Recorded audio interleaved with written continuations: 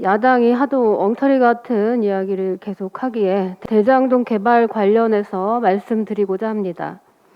2000년대 초기에 시작된 대장동 개발을 2010년 공공개발에서 민간개발로 전환하겠다는 결정을 한 게 이명박 정부와 새누리당이었습니다. 이후 대장동 로비 사건이 불거졌고 당시 새누리당 소속 의원의 동생과 LH 간부 등 9명이 구속됐었습니다.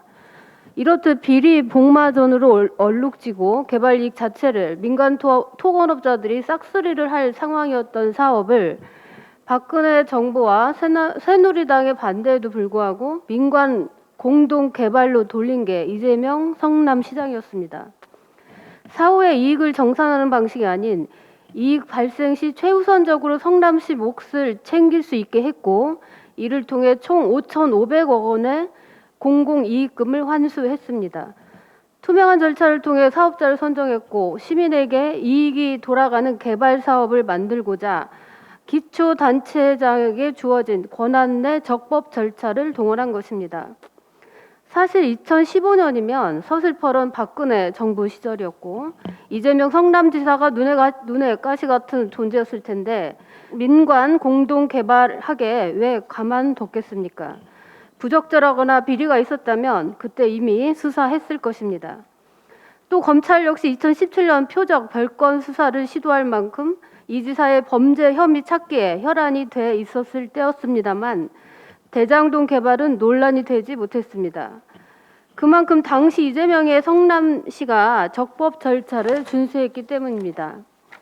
이를 놓고 국민의힘은 민간업자의 수익이 많으니 특혜가 있었을 것이라며 특검이니 국정조사니 정치 공세를 펴고 있습니다. 그러나 국민의힘은 이재명 후보를 공격하기 전에 곽상도 의원의 아들에게 화천대유가 누구 것인지 물어보십시오. 7년 일했으니 실소유주 정도는 알 겁니다.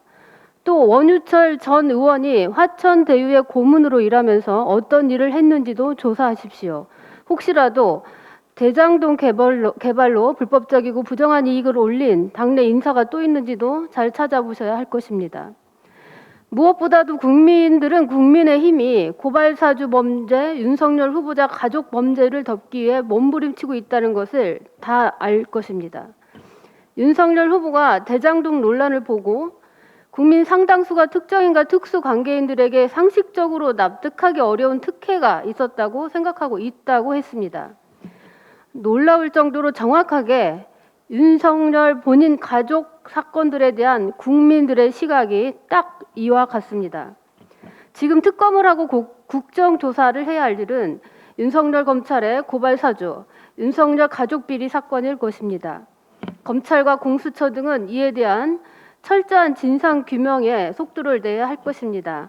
진짜 범죄와 비리는 여기에 있다는 점 다시 한번 강조합니다.